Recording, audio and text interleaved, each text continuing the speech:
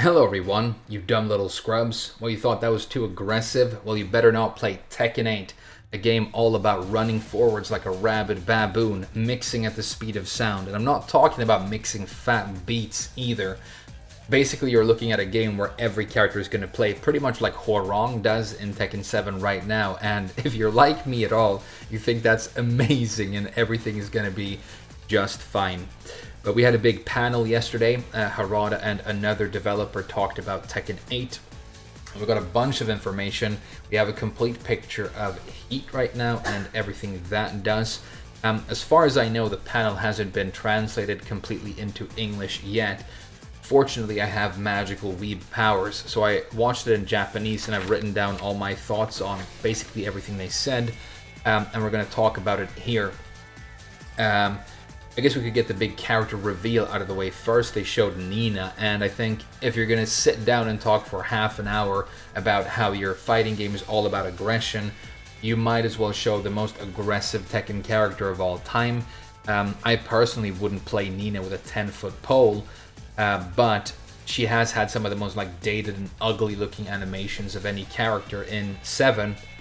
And the fact that they've updated her and she looks smoother and a lot better, I think is great. They've given her some pew-pew guns as well.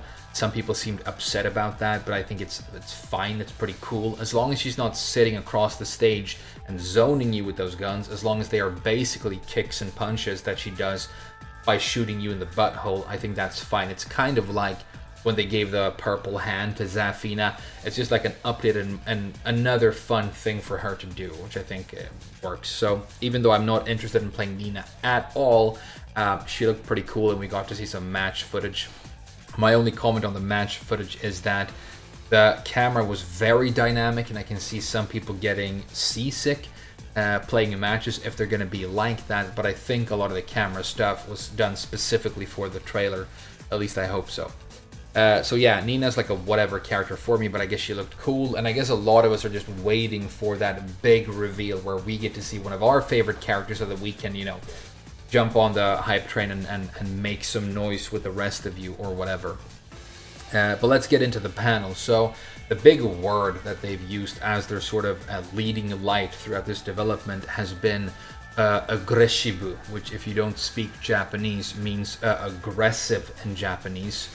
And they want the game to be aggressive and it should be fun while attacking, is what they say.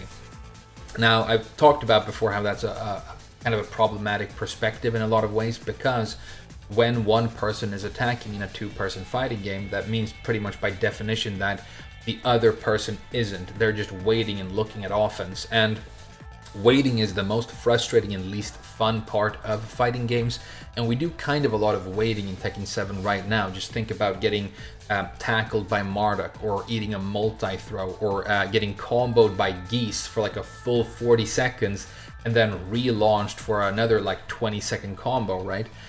Doesn't feel great. So you don't want to end up in a situation where one person is piling on all this offense and the other person is just waiting and not getting to take a turn, kind of like being on the receiving end of Hwoarang right now, right? But I guess the idea is that it's going to be very momentum based. So you pile on a lot of pressure in a window, the opponent tries to sneak out or steal momentum back, and then pile on their offense as aggressively when it's their time and they have a window. And the heat system seems to be a way to activate your turn, to get into that window where you're gonna, put in all your pressure. And heat is also supposed to be this very easy to understand way to do that for new players. They're talking constantly about how they want the game to be easy to understand and more casual. That's been another overarching thing for Namco since the end of Tag 2. And from the perspective of veteran players, when Namco try and make Tekken more casual and easy to understand, it doesn't usually lead to good choices. But then again, the game has sold 10 million copies, so maybe that's part of that or whatever. But I don't think Tekken is difficult enough to understand that you need to dumb it down more. But Heat, Harada even said, and this was a huge moment in the panel for me, he said that I think when you learn a new character, as a new player now, you should start with learning their heat. If you learn their heat moves, then you can start playing the character, because you're going to activate heat and then just, you know, unga bunga, right? Very interesting, a little bit worrying. But speaking of aggression, rage is still in the game. That's the first like feature they talked about. It activates in the same way. You get to low health, and then you get amped damage and you're in rage. But they've completely removed rage drive, which I think is sad, because I loved rage drives. I think they were by far the better comeback mechanic based in rage. The other one being rage art. Rage art is the cinematic super that again causes a lot of waiting, which I don't like. Rage arts are still in the game in Tekken 8. They're longer, as far as we've seen, like pauses like a couple seconds longer than it used to be.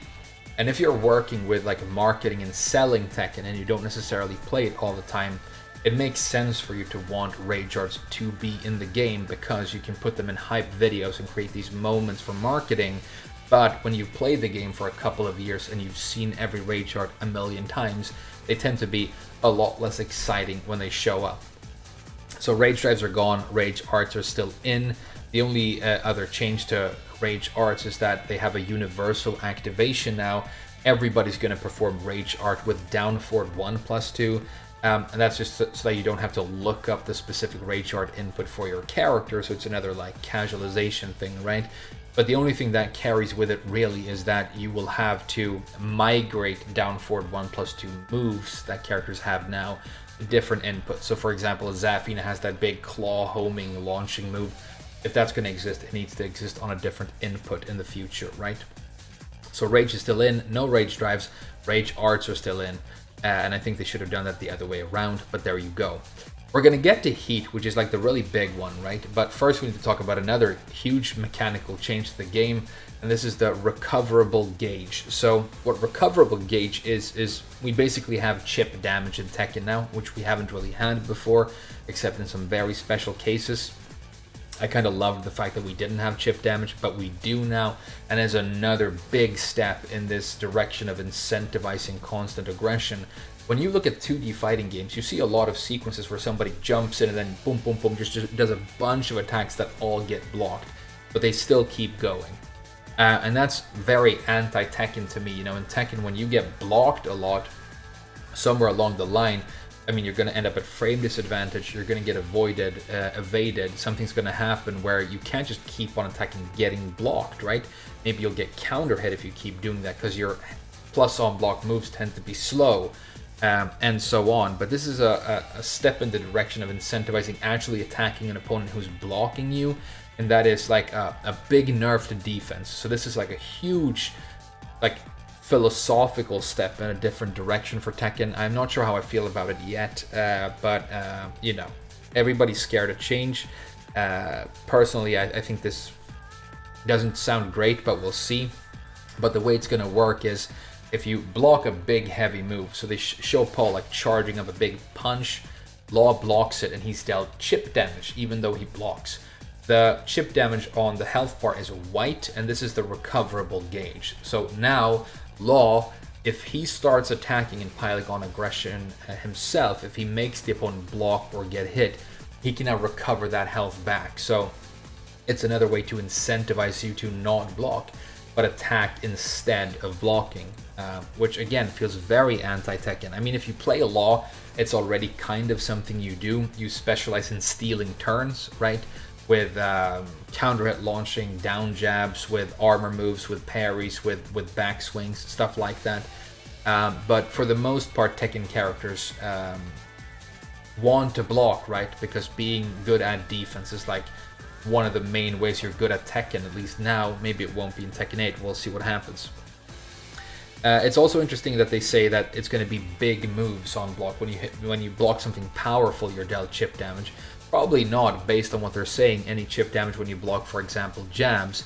And how that's going to play out in terms of balance across the roster is interesting, because some characters do big heavy attacks all the time and some simply don't. Some specialize more in relying on their jabs and other fast pokes, right? And so are they just going to be worse in the system, and how are you going to balance that out? if you had this system in the game right now, for example, you could play Gigas, charge up his giant back 2 thing, you know, and just boom, deal a bunch of chip damage, and then don't go into the mixed stance, the Goliath stance that comes after, because that's just unnecessary risk, and you just try and pile on that chip damage instead, right? So in terms of balance and in terms of like character archetypes, it's going to be interesting to see what they do here. But that's recoverable gauge, huge step for Tekken in a much more aggressive direction, right? And now we get to heat, which is the big new mechanical thing in Tekken that everybody's talking about. You know, everybody's in heat. So we've talked about heat before. Let's talk mainly about the new information that we have. So heat is the blue flame. I called it the steam before, but you see it on Paul in this image right here. Here he is currently in heat. And there are 2 ways you can activate heat. There's a universal heat activation. This is known as a heat burst, and it looks a lot like universal tag assault from Tekken Tag 2. But you're going to have a universal move that you can do where you just slam the opponent down a little bit. You get advantage on block. It's going to be a big plus on block move, and then you activate heat, and that's known as a heat burst. But you're also going to have several moves per character that allow you to activate heat while you perform the move. So these are the heat cancels or heat activators, right? I think they're called in the game, based on the slideshow, they're going to be known as heat engagers. And they said that the average amount of heat engagers on a character in the roster is about 5 moves. So you're going to have a lot of different moves that allow you to transition into heat. And again, this is going to be a huge balance thing, right? If you have super reliable moves that you can just do and then go into this heat, pile on a lot of offense, and then if you're a character that has good mix-ups, because remember, piling on this pressure is going to basically come down to you being able to apply a lot of mix-ups in a row. If you have very strong, you know, low-mid mix-ups, your character is going to be much better utilizing the system, especially if they have good heat engagers and transitioning moves, right? Now, if you look at the image we have right here, underneath Paul's health bar, you have a thin, like white gauge, and this is your heat timer. When you activate heat, the heat timer starts and it goes down. You have heat for 10 seconds, which I think is already a massive amount of time. 10 seconds is really long. I've played many rounds in Tekken that don't take 10 seconds, but the gauge also pauses and doesn't move while you're attacking. So if Paul goes into heat here, the gauge will start decreasing, but if he starts attacking, as long as he's animating and hitting the opponent, that gauge will stop, right? So if you're a character like Huarong, where everything you do is one giant, very embarrassing string, you could probably extend those 10 seconds to something like 6 or 7 hours of being in constant heat, right? But that's the way the timer works. And then you can see that there are 2 little icons. They have a red square around them right now, and they look like this chain link, this 8, which is like the emblem of Tekken 8. And we can refer to these as your heat tokens, I guess. But you can have up to 2 of these if you activate heat using your universal heat burst, that universal tag assault looking move that I mentioned earlier. You go into heat and you get 1 token. If you use one of your heat engagers, those moves that you're going to have on average 5 per character of, you get 2 tokens. So it's considered like a better, or you're incentivized to not use the universal version of heat, but to actually hit with one of your heat engagers instead. So how do you spend these tokens? Well, you can perform something known as a heat smash. And a heat smash is like a cinematic, almost like an X-ray move from Mortal Kombat. But we saw that Paul, for example, has a heat smash that is a souped up, very powerful cinematic version of his demo man, right? So it's kind of like they take iconic moves of your character and they make them much more powerful. So if you have a heat token, you can spend this to deal a bunch of damage, maybe use it to end a combo, for example, and get more damage in your combo. Using a heat smash attack, I know there's a lot of heat going on here, but okay, again, heat burst is the universal activation, heat engage is the move activation or cancel, And then Heat Smash is how you spend one of your heat tokens by souping up an attack. The Heat Smash will spend all the tokens you have left. So if you have 2, it uses 2. And I guess if you have 1, it uses 1, because they said it's going to use all of your heat. Maybe it requires 2. That would make more sense. And then the other way you can spend a token is using a heat dash. And this is what we've seen in the trailers, where somebody goes into heat and then does one of those runs forward to keep momentum. So, for example, if you activate a heat engage and gain 2 tokens, you can perform 2 heat dashes using your 2 tokens, but only 1 heat smash. And they said that heat smash is kind of the replacement for rage drives in a way, and I think what they mean is just you can use them to really soup up the damage of a combo, or just throw a big one-time, not very risky move that can really swing the momentum of the match, right? So the other thing, the final thing that Heat is going to do while you're in it, and this is a really interesting one, and this is the one big thing that I kind of really liked, that I thought sounded super interesting, because it reminds me of Soul Calibur 6, but it's also going to improve the personality of the character. I think what they mean is they're going to take the most like iconic things about the specific character that you're playing and amplify them. So, for example, Law is going to be fighting with nunchucks in this game, and it's not just a thing that he pulls out in the Rage arts. He actually has nunchuck attacks based on what they said. He's going to be like a nunchuck fighter now, which I think is great. I think it's a cool idea. And his nunchuck attacks are going to be more powerful while in heat. Paul is like, you know, the big do death fists kind of a character, and so that aspect of him will be amplified. I'd be very surprised if it wasn't that, you know, Nina's new guns are her like improved thing. Her guns get better while in heat. If Zafina is in the game, maybe her, purple hand becomes more powerful in heat. And think about your like favorite character and the iconic things that they do in their rage drive. Those are going to be the things that sort of become improved while in this heat mode.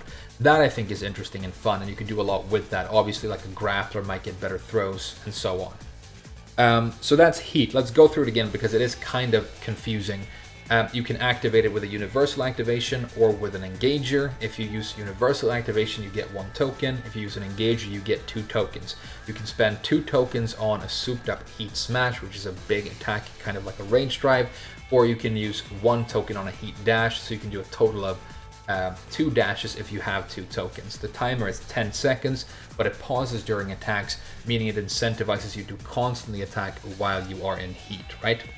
And this is where Harada said, I think if you want to learn a new character, learn their heat moves first, because your main goal in this game, it seems, at least from a design intent perspective, and then the way the game is actually played and applied in the real world might be different, because, you know, the players are so much better and so much more advanced when it comes to playing the game than the developers, and they tend to find out the real way the game is supposed to be played, the meta way to play the game. But it seems that the intended way to play the game now is get into heat and then just run forwards and do a bunch of stuff, like and sustain the heat for as long as you can. So he said learn the heat moves first, and now you have like a basis for learning your new character. The final thing they talked about, the final feature that they talked about, is uninteresting and I think isn't going to impact almost anybody who watches this channel, but it was controller style. So you're going to be able to choose between 2 controller styles now: arcade, which is what you will be using and I will be using and pretty much everybody else, and then you can use a casualized controller style that has pretty much those assisted combos that we have in the game right now. So it's like a version of the game where you don't have to do your manual combos. You can like hold down a button and use these hotkeys and short commands to do things instead of doing them manually yourself. But you know, any slightly above casual level Tekken player won't bother with that second mode, as far as I can tell. So it's not like a new big feature that we need to talk about. But there we go. Very aggressive sounding game. A lot of big steps in that direction. But you know, if movement is still good enough that you can use it to evade somebody who's trying to just attack you all the time, if sidestepping is still good, it's going to be huge when somebody's just running in heat and applying all these things. You know, Korean backdash canceling, all the rest of it. So I mean, you shouldn't doomsay when it comes to these things, but we're looking at like a very, very different version of the game going forward. And Harada saying that you should learn Heat first is big for me, because when I started learning this game, what everybody who knew what they were talking about said was the first thing you need to start learning, and the most important thing you will ever learn, is defense.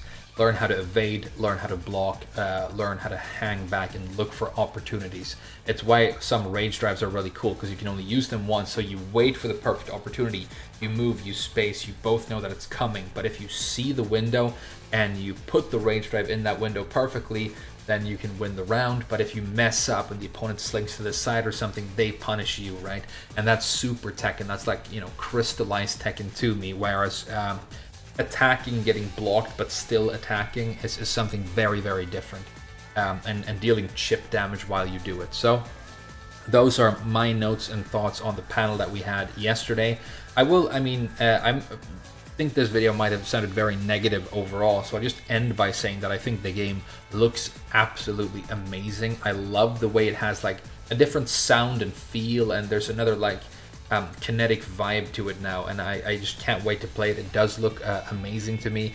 But when I get to see like one of these videos or trailers with like one of my favorite characters in there, when it's Miguel, when it's Bob, you know, something like that, I'm gonna get super hype.